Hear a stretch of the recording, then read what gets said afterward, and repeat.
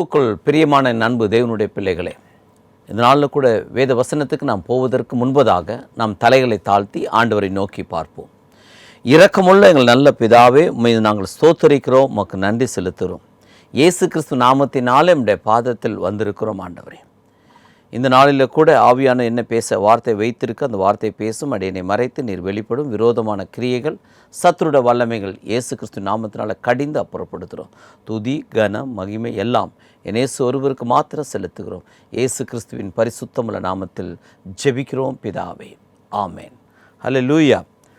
எபிரேயருக்கு எழுதின நிருபம் 9ஆம் அதிகாரம் 8, 9, 14 வசனங்களை நான் வாசிக்கிறேன். அதனாலே முதலாம் கூடாரம் நிற்கும் அளவும் பரிசுத்த ஸ்தலத்திற்குள் போகிற மார்க்கம் இன்னும் வெளிப்படவில்லை என்று பரிசுத்த ஆவியானவர் தெரியப்படுத்தி இருக்கிறார். அந்த கூடாரம் இக்காலத்திற்கு உதவுகிற ஒப்பனையாய் இருக்கிறது. அதற்கு ஏற்றபடியே செலுத்தப்பட்டு வருகிற காணிக்கைகளும் பலிகளும் ஆராதனை செய்கிறனுடைய மனசாட்சியை பூரணப்படுத்தக்கூடாதவைகளாம். நித்திய ஆவியினாலே தம்மை தாமே பழுதற்ற பலியாக தேவனுக்கு ஒப்பு கொடுத்த கிறிஸ்துவனுடைய இரத்தம் ஜீவனுள்ள தேவனுக்கு ஊழியம் செய்வதற்கு உங்கள் மனசாட்சியை செத்த கிரியலற சுத்திகரிப்பது எவ்வளவு நிச்சயம். கர்த்தருடைய பரிசுத்த நாமத்துக்கு ஸ்தோத்திரம். இந்த நாளில் கூட மனசாட்சியை குறித்ததான வேத வசன தியானிப்புக்காக நம்ம எடுத்திருக்கிறோம். கர்த்தருடைய நாமத்துக்கு ஸ்தோத்திரம். இன்றைக்கி அநேகருடைய காரியத்தில் பார்க்குறப்போ சிலருடைய மனசாட்சி குற்றப்படுத்துகிறதா இருக்கிறது. சிலர் மனசாட்சிக்கு கீழ்ப்படியாமல் அவர்கள் அதை கடினப்படுத்தி போதைப் பொருட்களை கொண்டு வந்து தங்களை மறக்கடித்து செய்து விடுகிறார்கள்.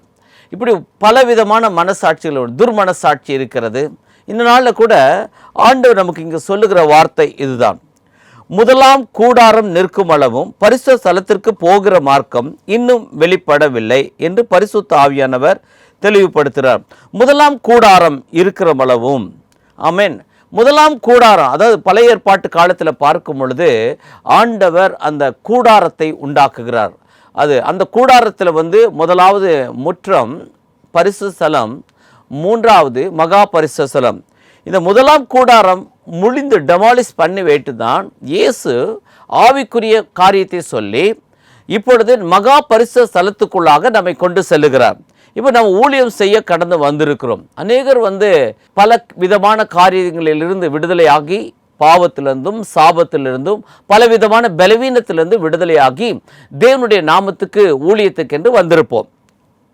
ஆனால் நம்மளுடைய மனசாட்சி எப்பொழுதுமே சுத்தமுள்ளதாய் இருக்க வேண்டும். அதனால தான் ஆண்டவர் சொல்லுகிறார், அந்த முதலாம் கூடாரம் இருக்கிற வரைக்கும் அதற்கேற்றபடியே செலுத்தப்பட்டு வருகிற காணிக்கைகளும் ஆராதனைகளும் செய்கிறனுடைய மனசாட்சியை பூரணப்படுத்த கூடாதவைகளாம். பழைய ஏற்பாட்டு காலத்தில் ஒரு மனிதன் பாவம் செய்து விட்டால், இல்லை ஏதாவது ஒரு குறையான காரியங்களை செய்து விட்டால் அவன் ஆசாரியனிடம் சென்று ஒரு பலி செலுத்த வேண்டும். அந்த பாவத்தை அறிக்கை பண்ணி அந்த ஆசாரியன் அவர்களுக்காக ஒரு ஆட்டையோ ஒரு புறா குஞ்சையோ எடுத்து பலி செலுத்தி அவருடைய அந்த சுத்திகரிப்பார். அந்த பலி எது வரைக்கும் என்று சொன்னால் அந்த பாவங்கள் மாத்திரம் மன்னிக்கப்பட்டது. ஆனால் அவனோட மனசாட்சியை அது பூரணப்படுத்தலை. ஏனென்றால் மறுபடியும் அவன் என்ன செய்யறானா, பாவத்திலிருந்து மீண்டெடுத்து மறுபடியும் அதே பாவத்தை தொடர்ந்து செய்கிறான். இப்போ அதுலேருந்து அவனால் விடுபடவே முடியலை. பலிகள் பெருகினதே தவிர பாவம் குறைந்த பாடில்லை.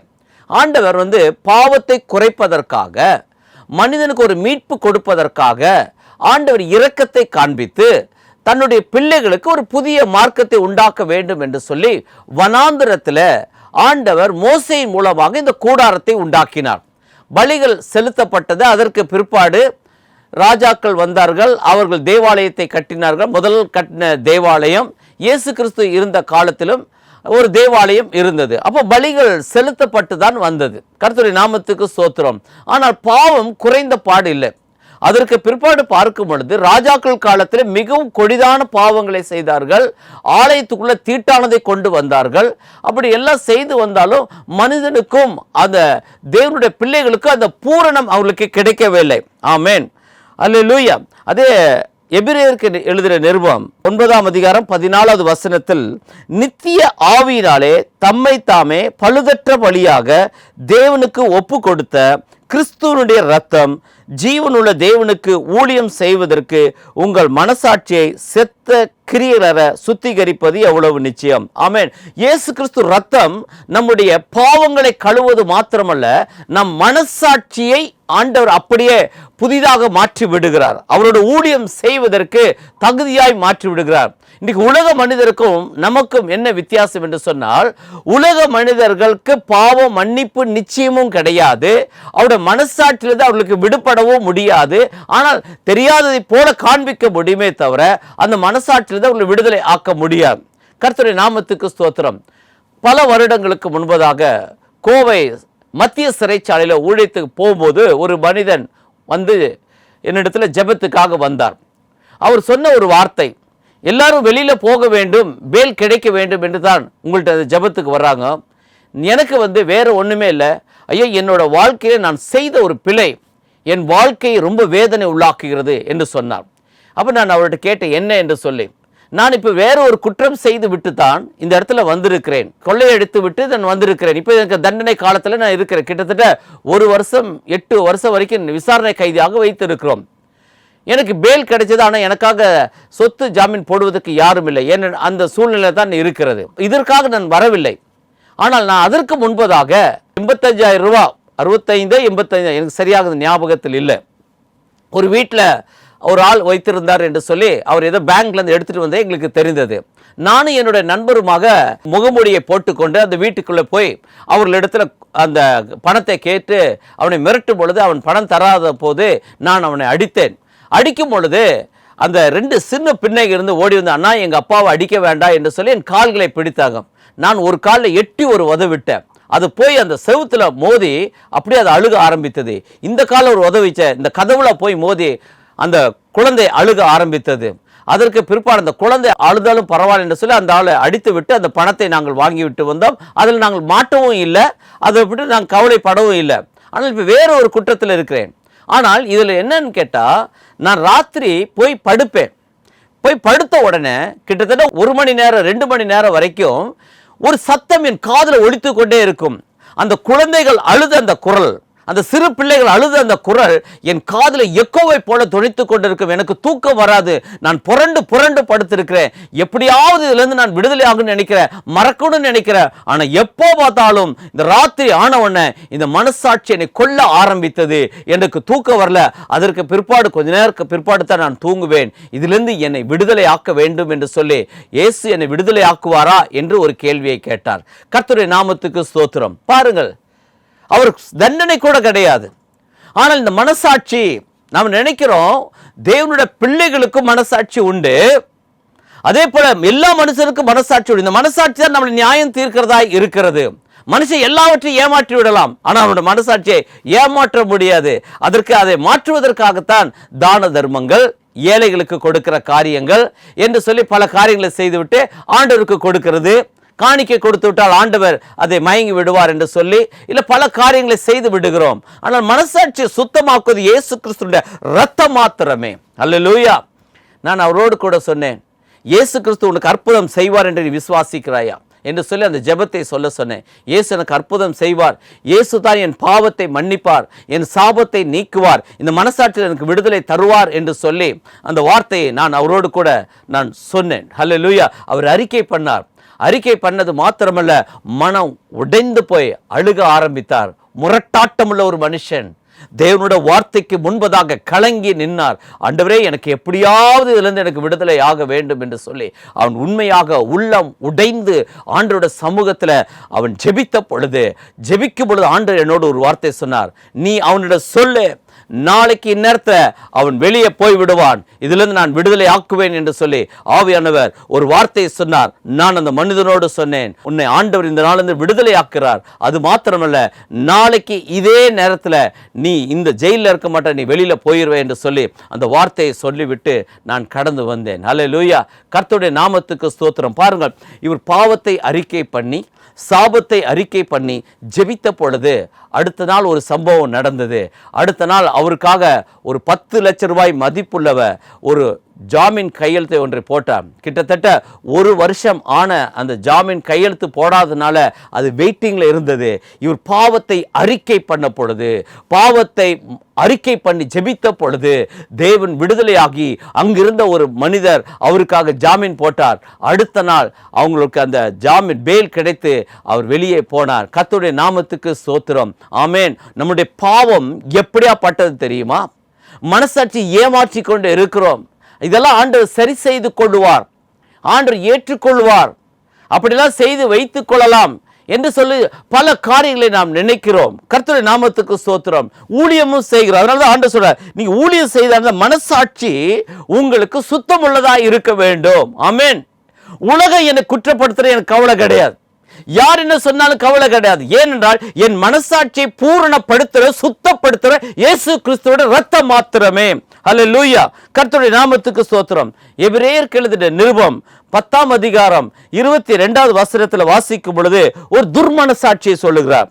துர்மனசாட்சி நீங்க தெளிக்கப்பட இருதயம் உள்ளவர்களாயும் சுத்த ஜலத்தால் கழுவப்பட்ட சரீரம் உள்ளவர்களாயும் உண்மையுள்ள இருதயத்தோடும் விசுவாசத்தின் பூரண நிச்சயத்தோடும் சேர கடவோம். ஹல்லேலூயா. ஆமென். நம் பாவங்கள் கழுவப்படும் பொழுது, சரீரம் சுத்தமாக்கப்படும் பொழுது, விசுவாசத்தின் பூரண நிச்சயத்தோட ஹல்லேலூயா நாம் உடன்படிக்கை எடுக்கிறோம். பழைய மனிதனை அடக்கம் பண்ணி, ஞானஸ்நான உடன்படிக்கை அதுதான். பாவ மனிதனை அடக்கம் பண்ணி புதிய மனிதனாக நாம் பிறக்கிறோம். ஹல்லேலூயா. இதைதான் ஆண்டவர் சொல்றார், நீ மறுபடியும் பிறவாவிட்டால் தேவனுடைய ராஜ்யத்தில் பிரவேசிக்க மாட்டாய். அப்ப பழைய மனிதன் சாக வேண்டும், பழைய செயல்கள் அழிக்கப்பட வேண்டும். பாருங்க, இதே ஒரே சரீரம் தான், ஆனா பாவத்தோட பிறந்ததுனால அந்த பாவ நாட்டங்கள் நமக்குள்ள இருக்கிறது. அதனாலதான் ஞானஸ்நான உடன்படிக்கையில கிறிஸ்துவோடு நாம் உடன்படிக்கை பண்ணுகிறோம். ஆண்டவரே, பழைய மனிதன் நான் அடக்கம் பண்ணிவிட்டேன், இப்பொழுது நான் புதிய மனிதனாக மாறிவிட்டேன் என்று சொல்லி அந்த ஞானஸ்நான உடன்படிக்கைக்குள்ளாக நாம் கடந்து வருகிறோம். ஆமென். அந்த அன்னையிலிருந்து அந்த துர்மனசாட்சி நீங்குகிறது. கர்த்தருடைய நாமத்துக்கு ஸ்தோத்திரமும் மகிமை உண்டாவதாக. நான் ஒரு நாள் ஞானஸ்தானம் எடுக்கும் பொழுது ஒரு காரியத்தை நான் கேட்டேன். ஆண்டவரே, இதில் என்ன இருக்குது? சொல்கிறாங்க, தண்ணியில் முழுகிறாங்க, எழுந்து வந்துடுறாங்க. இதில் என்ன சுத்திகரிப்பு? நம்ம எப்போது குளிக்கிறது தானே, ஆற்றில் குளிக்கிறோம், இல்லை சில வீட்டுகளில் குடிக்கிறோம். இதில் என்ன வித்தியாசம்? அன்னைக்கு நீங்கள் செய்கிற உடன்படிக்கை இருக்கிறது பாருங்கள், அதுதான் அங்கே தேவன் பரலோக ராஜ்யத்தில் நடக்கிற ஒரு சம்பவம். ஆமென். இதை முடித்து என்னோட கேள்வியோடு தான் நான் வந்தேன். அப்பொழுது ஆண்டவர் என்னோடு கூட முடித்து வந்தோன்னு ஒரு வார்த்தை என்னோடு கூட பேசினார். நான் பரிசுத்தராய் இருப்பது போல நீங்கள் உங்கள் நடக்கை எல்லாவற்றிலும் பரிசுத்தராய் இருங்கள். ஆமென். பி ஹோலி பிகாஸ் ஐ அம் ஹோலி. இதுதான் ஆண்டவர் சொல்லுறார். நான் பரிசுத்தமாய் இருப்பதை போல நீங்கள் பரிசுத்தராய் இருங்கள் என பழைய மனுஷனை களைந்து போட்டு புதிய ஆவி உள்ளவர்களாய் இயேசுவை நீங்கள் தரித்துக் கொள்ளும் பொழுது ஆண்டவர் கொடுத்த அழைப்பு அதுதான், பரிசுத்தமாக வேண்டும் என்று சொல்லி. ஆமென். அதைத்தான் தேவன் அந்த காரியத்தை பூரணப்படுத்துறார். அந்த துர்மனசாட்சி, பழைய மனுஷன் இருந்தா பாருங்க, அந்த துர்மனசாட்சி இதெல்லாம் ஒரு தப்பாங்க, யாரும் செய்யாத செய்யறாங்க, இதெல்லாம் பார்த்தா பிழைக்க முடியுமா, பல காரியங்களை சொல்லுவாங்க. அதெல்லாம் இதெல்லாம் பெரிய தப்பெல்லாம் கிடையாது. ஆமென். நிறைய பேர் செய்யறதுனால அது எல்லாம் உலகத்தில் சர்வசாதாரணம். நீங்கள் அப்படியெல்லாம் ஒன்றும் செய்யலையே. இன்னொருத்தர் சொல்லுவார், அநியாயத்தின் சம்பாத்தியை வைத்து விட்டு ஏழைங்களுக்கு கொஞ்சம் கொடுத்துட்டா, இரக்கத்தை காண்பிச்சுட்டா ஆண்டவர் மன்னிச்சிருவாரு. ஹல்லேலூயா. கர்த்தருடைய நாமத்துக்கு ஸ்தோத்திரம். நம்ம எல்லாவற்றையும் நம்ம எடுத்துக்கொள்ளக்கூடாது. ஒரு நாள் ஒரு அருமையான சகோதரர் சொன்னார், ஒரு அரசாங்கத்தில் அதிகாரத்தில் வேலை செய்து கொண்டிருந்த ஒரு மனுஷர் அநேக காரியங்கள், நல்ல சம்பத்துகளை சம்பாதித்தார், அநியாயத்தின் நல்ல சம்பாதித்தார். ஆனால் அவர்கிட்ட ரொம்ப நல்லவருங்க அவர்னார். என்ன என்று கேட்டேன். அவர் மட்டும் எடுக்க மாட்டார், எல்லாருக்கும் அதை பிரித்து கொடுத்துருவார். அதனால அவருக்கு எல்லாருக்கிட்டையும் நல்ல பேர் இருந்தது. ஆமென் என்று அவர் ஒரு வார்த்தை சொன்னார். எல்லாருக்கும் பிரித்து கொடுத்தார். அப்படின்னு அர்த்தம், பாவத்தில் நீயும் பங்காளி. ஆமென். கர்த்தருடைய நாமத்துக்கு ஸ்தோத்திரம். நம்ம நினைச்சு கொள்றோம் எல்லாத்துக்கும் கொடுத்துட்டா, மற்றவர்கள் எல்லாம் கொடுத்து விட்டா நம்ம உலகத்தில் வாழ்ந்து விடலாம். ஆனால் தேவன் நீதி செய்கிற தேவன், தேவன் நியாய தீர்ப்பு நாளில் இதெல்லாம் சொல்லி நம்ம தப்பித்து கொள்ளவே முடியாது. கர்த்தருடைய நாமத்துக்கு ஸ்தோத்திரம். யோவான் எழுதின சுவிசேஷம் 8ஆம் அதிகாரம் 9ஆம் வசனம். அவர்கள் அதை கேட்டு தங்கள் மனசாட்சியால் கடிந்து கொள்ளப்பட்டு பெரியோர் முதல் சிறியோர் வரைக்கும் ஒவ்வொருவராய் போய்விட்டார்கள். இயேசு தனித்திருந்தார், அந்த ஸ்திரீ நடுவே நின்றாள். அல்லேலூயா. கர்த்தருடைய நாமத்துக்கு ஸ்தோத்திரம். இந்த சம்பவம் நமக்கு தெரியும். ஒரு ஸ்திரீயை விபச்சாரத்தில் கையும் களவுமாக பிடித்து இயேசுவிடத்தில் கொண்டு வருகிறார்கள். இவர் பாவம் செய்ததை நாங்கள் பார்த்து விட்டோம். மோசே எங்களுக்கு ஒரு நியாய பிரமாணத்தை கொடுத்திருக்கிறார். மோசையுடைய நியாய பிரமாணத்தின்படி இவள் மீது கல்லறிந்து கொள்ள வேண்டும். இதுதான் எங்களுக்கு கொடுத்திருக்கிற முறைமை. இதுதான் நியாய பிரமாணம். நீர் என்ன சொல்லுகிறீர்? மோசே சொல்லி இருக்கிறார், இப்ப நீர் என்ன சொல்லுகிறீர்? அல்லேலூயா. பாருங்க, ஆண்டவரை எப்படி இக்கட்டான ஒரு சூழலை மாட்ட வைக்க வேண்டும். மோசையோட நியாய பிரமாணத்தை அவர் கை கொள்ளவில்லை என்று சொன்னால் அவர் பிரமாணங்களை மீறிவிட்டார் என்று அர்த்தம். இல்ல அந்த ஸ்திரீக்கு அவர்கள் மன்னிப்பை கொடுத்து விட்டார் என்று சொன்னால் மோசையோட நியாய பிரமாணத்தை மீறிவிட்டார். இந்த ஸ்திரீக்கு இரக்கத்தை காண்பிக்கவில்லை. நம் தேவன் இரக்கம் உள்ளவர், மன உருக்கம் உள்ளவர், நீடிய சாந்தம் உள்ளவர், மிகுந்த கிருபை உள்ளவர். இவளுக்கு தண்டனை கொடுத்து விட்டால் நம் இரக்கமில்லாத ஆண்டவர் என்று சொல்ல முடியும். ஆமென். இயேசுவிடத்தில் கொண்டு வருகிறார். நம்முடைய ஆண்டவர் சகல ஞானம் உள்ளவர். ஹல்லேலூயா. அவருக்கு ஞானத்தை குறித்து யாரும் சொல்லிக் கொடுக்க வேண்டாம். அவர் ஒரே ஒரு வார்த்தை சொன்னார். தரையில எழுதி கொண்டு இருக்கும் பொழுது ஓயாமல் கேட்டாங்க, என்னையா செய்யட்டும்? எல்லாரும் கல்லுகளை வைத்துக் கொண்டு நின்று கொண்டு இருக்கிறார்கள். அவர் வார்த்தை சொன்ன அடித்து விடலாம் என்பதை போல நின்று கொண்டிருக்கிறார்கள். ஒரு பக்கம் குற்றவாளி கூண்டில நின்று கொண்டிருக்கிற அந்த ஸ்திரீ இவர் என்ன சொல்ல போகிறாரோ என்று சொல்லி காத்து கொண்டிருக்கும் போது இயேசு சொல்லுகிறார், உங்களில் பாவம் செய்யாதவன் எவனோ அவன் முதல் கல் எறிய கடவன். ஹல்லேலூயா. நியாயப்பிரமாணத்துல யார் முதல்ல பார்த்தார்களோ அவர்கள் முதல்ல கல்லை எறிய வேண்டும். பிற்பாடு மற்றவர்கள் எல்லாம் கல்லெறிந்து அதை கொல்ல வேண்டும். இதுதான் நியாயப்பிரமாணம். ஆனால் இயேசு சொல்லுகிறார், கிருபையின் பிரமாணம், உங்களில் பாவம் செய்யாதவன் எவனோ அவன் முதல் கல் எறிய கடவன் என்று சொன்னார். அப்போ எல்லாம் பெரியோர் முதல் சிறியோர் வரைக்கும் ஆமென் மனசாட்சியால் குத்தப்பட்டு ஆமென் அல்லேலூயா அவங்களோட மனசாட்சி அவர்களை குற்றப்படுத்துகிறது. ஏனென்றால் பாவம் செய்யாமல் ஒருவனும் நீதிமான் இல்லை என்று சொல்லி வேதம் நமக்கு சொல்லுகிறது. பாவமே செய்யாத நீதிமான் ஒருவனும் இல்லாதபடியால் ஆண்டவரே என்மேல் கிருபையாயிரும், இரக்கமாயிரும். இதுதான் இந்த விண்ணப்பத்தை ஏறெடுக்கிறோம். ஆமென்.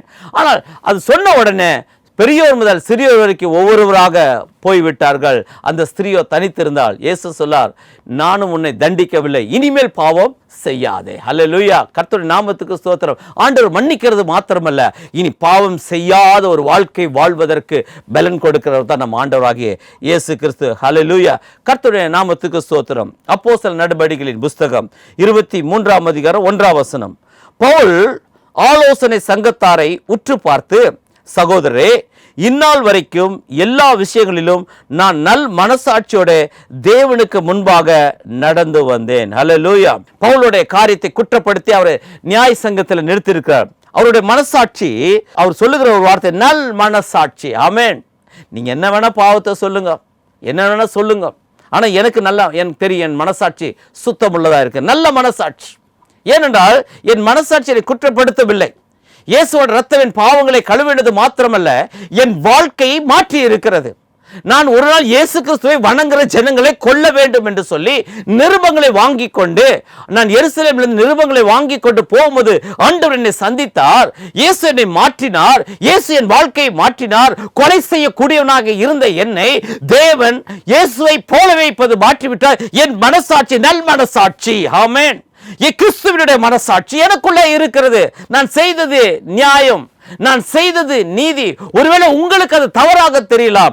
ஏனென்றால் என்னை நியாயம் விசாரிக்கிறவர் கர்த்தரே, எனக்கு பரலோகத்தில் கொண்டு செல்லுகிற ஆண்டவர் தான். அதனால எனக்கு நல் மனசாட்சி இருக்கிறது. ஒருவேளை நீங்கள் என்னை தண்டனைக்குள்ளாக்கினாலும் இல்ல குற்றப்படுத்தினாலும் எனக்கு கவலை கிடையாது. ஏனென்றால் என் மனசாட்சி நல் மனசாட்சியா இருக்கிறது. என் அன்பு தேவனுடைய பிள்ளையே, உங்களுக்கு பாவம் மன்னிக்கப்பட்டு விட்டால், கிறிஸ்துவோட வழியில நடக்கும் பொழுது, தேவனுடைய வழிகளில் நடக்கும்போது, ஆண்டவருடைய பாதைகளில் நடக்கும்போது, உண்மையாய் உத்தமமாய் பரிசுத்தமாய் நீதியாய் வேத வசனத்தின்படி வாழும் பொழுது இதே நல் மனசாட்சி தேவன் உங்களுக்கு கொடுத்துருவார். ஆமென். அது எத்தனை பேர் சொன்னா சொல்லிட்டு போட்டுங்க. எத்தனை பேர் என்ன செய்ய முடியும்? யாரும் நம்மளை பரலோகத்தில் கொண்டு செல்ல முடியாது. இயேசுதான் நம்மை கொண்டு செல்ல முடியும். ஏனென்றால் எனக்கு ஒரு பாதையை வகுத்து கொடுத்தவர் என் ஆண்டவராகிய இயேசு கிறிஸ்து மாத்திரமே. அல்லேலூயா. என் பாவங்களை சுமந்தவரும் என் இயேசு கிறிஸ்து மாத்திரமே. நானே வழி என்று சொல்லி நமக்கு ஒரு வழி காண்பித்திருக்கிறார். கர்த்தருடைய நாமத்துக்கு ஸ்தோத்திரம். அப்போஸ்தலர் நடபடிகளின் புஸ்தகம் 24ஆம் அதிகாரம் 15-16 வசனங்களை வாசிக்கும் பொழுது, நீதிமான்களும் அநீதிமான்களுமாகிய மரித்தோர் உயிர்த்தெழுந்திருப்பது உண்டென்று இவர்கள் தேவனிடத்தில் நம்பிக்கை கொண்டு இருக்கிறது போல நானும் நம்பிக்கை கொண்டு இருக்கிறேன். இதனால் நான் தேவனுக்கும் மனுஷருக்கும் முன்பாக எப்பொழுதும் குற்றமற்ற மனசாட்சியை உடையவனாய் இருக்க பிரயாசப்படுகிறேன். ஹல்லேலூயா. நியாய தீர்ப்பு உண்டு என்று சொல்லி பரிசேயர்கள் மத்தியில் அவர் சொல்றார், இவங்க நம்பிக்கிறது போல உயிர்த்தெழுதல் உண்டு என்று நம்புவதை போல நானும் நம்பிக்கை கொண்டிருக்கிறேன். ஆமென். ஒரு நாள் பிறப்பதும் ஒரு நாள் மரிப்பதும் மனிதனுக்கு கொடுக்கப்பட்டிருக்குது. ஆனால் மரித்த மனிதன் உயிரோடு எழுந்து நியாய சங்கத்துக்கு முன்பதாக, நியாய தீர்ப்புக்கு முன்பதாக அவர் நிற்க வேண்டும். இதை நானும் நம்பிக்கை கொண்டிருக்கிறேன். இவங்க எப்படி நம்புறாங்களோ, என் மேல் குற்றம் சாட்டுறாங்களோ, அதே போல நான் நம்பிக்கை கொண்டு, இவங்களோட நம்பிக்கை ஒன்றுதான், என்னோட நம்பிக்கை ஒன்றுதான். ஆனால் நான் இங்கு ஒரு காரியத்தை, வித்தியாசத்தை சொல்றேன். ஆனால் நான் தேவனுக்கும் மனுஷருக்கும் முன்பாக எப்பொழுதும் குற்றமற்ற மனசாட்சி உடையவனாய் இருக்க பிரயாசப்படுகிறேன். நான் தேவனுக்கு முன்பதாக மாத்திரமல்ல, மனுஷருக்கு முன்பதாகவும் குற்றமற்ற மனசாட்சி. அல்லேலூயா. கர்த்தருடைய நாமத்துக்கு ஸ்தோத்திரம். ஒரு நாள் ஒரு அருமையான தம்பி ஒரு ஜெபத்துக்கு என்னை அவர்களை கூட்டிக் கொண்டு வந்தார்கள். ஸ்டீபன் என்று சொல்லி அந்த மகனுடைய பெயர். அவர் ஜெபிக்கக்கூடிய ஒரு மனுஷர், தேவனுடைய வார்த்தையை கொடுக்கக்கூடியவர், அவருக்கு ஒரு தீர்க்க தரிசன வரம் பெற்றவர். கர்த்தருடைய நாமத்துக்கு ஸ்தோத்திரம். அவருடைய உறவுக்கார் ஒருவர் ஒரு நாள் அவர்கிட்ட ஜெபத்துக்கு வந்தாங்க. ஒரு காரியத்தை குறித்து நாங்கள் என்ன செய்யணும், ஆண்டவர் என்ன சொல்லுகிறார் என்று சொல்லி ஜெபத்துக்கு வந்தாங்க. அந்த ஸ்டீபன்கிட்ட சொன்னாங்க, ஒரு காரியத்தை நாங்கள் எடுக்க வேண்டும், நாங்கள் அதுக்காக நாங்கள் என்ன செய்ய வேண்டும் என்று சொல்லி நான் அவர்கிட்ட கேட்டார். ஆனால் அதை செய்ய வேண்டாம் என்று ஆண்டவர் சொன்னார். ஆனால் இவங்க முழுமையாக அதில் ஈடுபட்டு விட்டார்கள். இவர் சொந்த உறவுக்கார் தான். இப்போ இவங்களுக்கு சொன்னால் இது சங்கடத்தை உண்டாக்கியோ இது செய்யறதுனால என்று சொல்லி அது ஆண்டவர் செய்ய சொல்கிறார் என்று சொல்லி அவர் அந்த வார்த்தையை அவர்களுக்கு கொடுத்து விட்டார். அது சொல்லி நீங்கள் செய்யலாம் தாராளமா என்று சொல்லி கொஞ்ச நாள் போனதுக்கு அப்புறம் பார்த்தா ஒரு பெரிய பிரச்சனை உருவாகி விட்டது. அந்த குடும்பத்தில் இவர் சொல்லி தான் நாங்கள் தொடங்கணும் என்று சொல்லி அந்த சகோதரியுமாக இவருமாக வந்தாங்க. வந்த உடனே என்கிட்ட சொன்னாங்க, பிரதர் இந்த காரியத்தை இவர் சொல்லி நாங்கள் செய்து இப்போ பயங்கர பிரச்சனையில் மாட்டிட்டோம். இப்போ படிப்போட காரியம் எல்லாவற்றிலும் எங்களுக்கு சிக்கலை எங்களை எப்படியாவது ஆண்டவர் எங்களை விடுவிக்க வேண்டும் என்று சொல்லி நான் அந்த காரியத்துக்காக நான் ஜெபம் பண்ணேன். நானும் அவர்களுக்காக ஜெபம் பண்ணேன். அது ஜெபம் பண்ண உடனே சரி நான் அந்த ப்ரேயர் பண்ணும் பொழுது அந்த மகன் என்கிட்ட சொன்னார், பிரதர் என்கிட்ட வேண்டான்னு என்று சொன்னாங்க. ஆனால் நான் இவங்க மனசங்கடப்படக்கூடாது என்பதற்காக நான் என்ன செஞ்சுட்டேன், இவங்க விருப்பத்தின்படி இவங்களுக்கு தீர்க்க தரிசனம் சொல்லிவிட்டேன். அல்லேலூயா. ஆமென். விருப்பத்தின்படி பேசுவது தீர்க்க தரிசனம் அல்ல, தேவன் சொல்லுவதை சொல்ல வேண்டும் என்பதுதான் தீர்க்க தரிசனம். ஒருவேளை அது கடினமாக இருந்தாலும் அவர்கள் ஏற்றுக்கொண்டாலும் ஏற்றுக்கொள்ளாவிட்டாலும் நீங்கள் அதை சொல்ல வேண்டும். அல்லேலூயா. கர்த்தருடைய நாமத்துக்கு ஸ்தோத்திரம். இப்போ இக்கட்டான சூழ்நிலை மாட்டிட்டாங்களே என்று சொல்லி அந்த மகனோடு கூட சொன்னேன், பிரதர் எப்படியாவது இந்த காரியத்தில் விடுதலை ஆக வேண்டும் என்று சொல்லி அந்த மகன் ஜெபம் பண்ணார். நானும் அவர்களுக்காக ஜெபம் பண்ணேன். பாருங்க, இங்க ஒரு நடக்கிறது என்னன்னா, மனுஷருக்கு முன்பதாகவும் தேவனுக்கு முன்பதாகவும் குற்றமற்ற மனசாட்சி உடையவனாய் இருக்க பிரயாசப்படுகிறேன். ஆமென். ஆமா, மனுஷனுக்கு முன்பதாகவும். ஏன்னா நம்மளை அநேகர் பார்க்கிறார்கள், நம்ம இடத்துல கேட்கிறாங்க. உன்னால ஒரு சின்ன சம்பவத்தை குறித்து தான் சொன்னாங்க. டிஜிஎஸ் தினகரனையா மேனேஜராக வேலை செய்து கொண்டிருந்த போது ஒரு மேனேஜர் சும்மா ஃபோன் பண்ணி 2 டைம் கேட்டாராம். 3வது டைம் கேட்கும் பொழுது அவர் கிறிஸ்துவை அறியாத குடும்பத்தை சேர்ந்தவர் தான். அந்த சாட்சியை கேட்டேன் நான். அப்போது அவர் 3வது அந்த சந்தேகத்தை கேட்டுனேன், நீ எல்லாம் எதுக்கே மேனேஜருக்கு வையா அப்படின்ட்டாராம். அந்த வார்த்தையை சும்மா சிம்பிளாக சொல்லிவிட்டார். என்ன 2 டைம் சொல்லியாச்சு, விளக்கமா இன்னும் புரியலன்னா என்ன என்று சொல்லி அந்த காரியத்தை சொல்லிவிட்டார். அதுக்கு பிற்பாடு அவரை பார்த்து பேசும்போது, ஐயா நீங்கள் இந்த வார்த்தையை சொல்லியிருப்பீங்க நான் நினைக்கவே முடியல ஐயா, ஏனென்றால் நீங்கள் தேவனுடைய மனுஷர். அப்போதான் இவர் அழுதார. 3 நாள் உபவாசம் போட்டு தன்னை சரி பண்ணி கொண்டார். பாருங்க, மனிதருக்கு முன்பதாக. ஆமென். அந்த குற்றமற்ற மனசாட்சி, கர்த்தருடைய நாமத்துக்கு ஸ்தோத்திரம். தேவனுக்கு முன்பதாக மனசாட்சி மாத்திரமல்ல, மனுஷனுக்கு முன்பதாகவும் குற்றமற்ற மனசாட்சியை உடையவனாய் இருக்க பிரயாசப்படுகிறேன். அதைத்தான் நம்ம பிரயாசப்பட வேண்டும். கர்த்தருடைய நாமத்துக்கு ஸ்தோத்திரம். கர்த்தருடைய நாமம் மகிமைப்படுவதாக. ஹல்லேலூயா. அதனால ஆண்டவர் நமக்கு சொல்லுகிற காரியம் இதுதான். தேவனிடத்தில் நம்முடைய மனசாட்சி என்பது குற்றமற்றதாக இருக்கணும். அதே சமயம் நாம் தேவ சமூகத்தில் உட்கார்ந்து ஆண்டவர் நம்மள்கிட்ட பேசும் பொழுது, ஆண்டவர் நம்மோடு கூட இடைபடும் பொழுது தேவன் நம்மோடு கூட தடையில்லாமல் பேச வேண்டும். அல்லேலூயா. தேவன் நம்ம இடத்துல எந்த விதமான குறை இல்லாதபடிக்கு அவருடைய சமூகத்தில் நம்மை ஒப்பு கொடுத்து கடந்து வரும் பொழுது குற்றமற்ற மனசாட்சியை தேவன் நமக்குள்ளே தர அவர் வல்லமை உள்ளவராக இருக்கிறார். கர்த்தருடைய நாமத்துக்கு ஸ்தோத்திரம். ரோமர் எழுதின நிருபம் 2ஆம் அதிகாரம் 14-15 வசனங்களில் வாசிக்கும் பொழுது, அன்றியும் நியாய பிரமாணம் இல்லாத புறஜாதிகள் சுபாவமாய் நியாய பிரமாணத்தின்படி செய்கிற போது நியாய பிரமாணம் இல்லாத அவர்கள் தங்களுக்கு தாங்களே நியாய பிரமாணமாய் இருக்கிறார்கள்.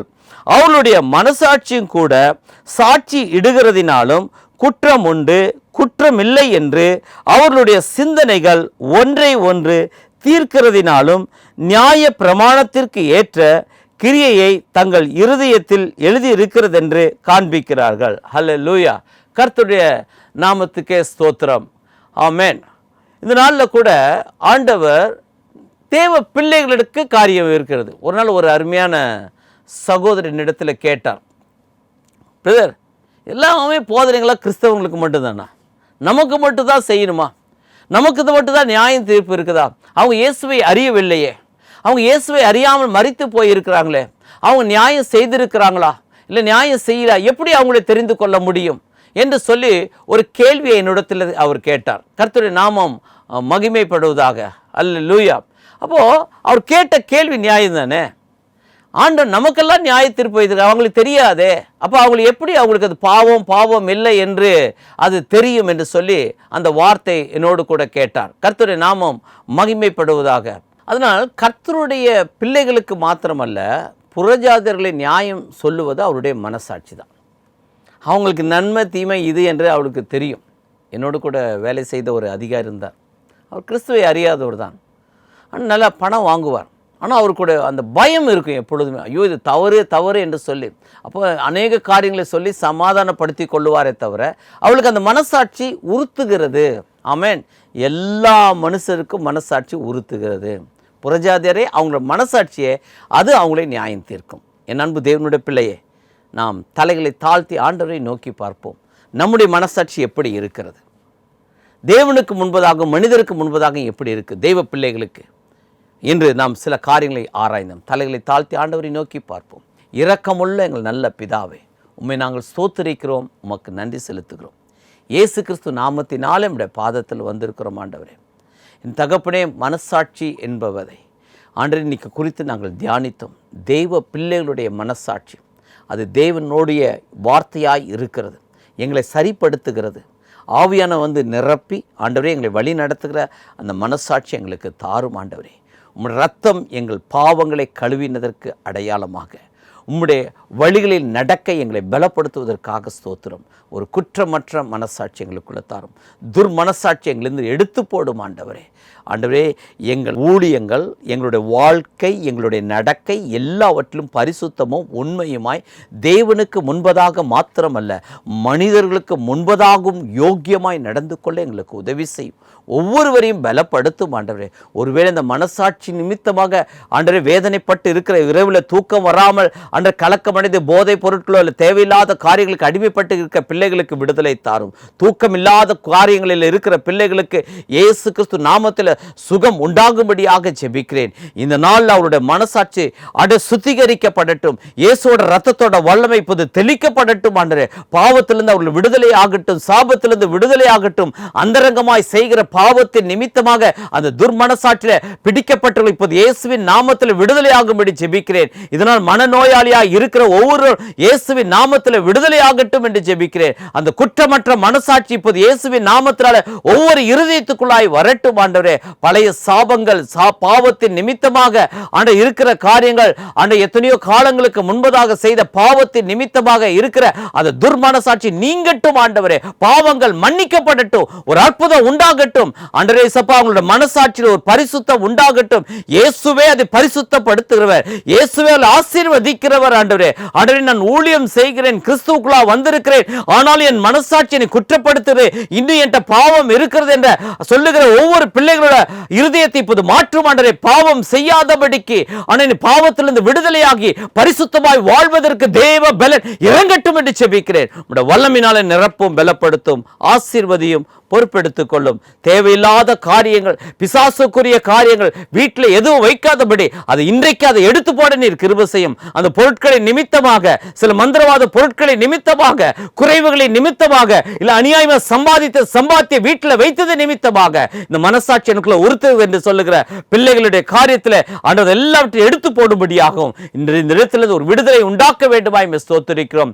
கிறிஸ்து இயேசுவை தரித்துக் கொண்டு கிறிஸ்துவை போல மாறுவதற்கு கிருபை தாரும் என்று ஜெபிக்கிறேன். சகல துதி கன மகிமை எல்லாம் என் இயேசு ஒருவருக்கு மாத்திரம் செலுத்துகிறோம். இயேசு கிறிஸ்துவின் நாமத்தில் ஜெபம் கேளும் பிதாவே.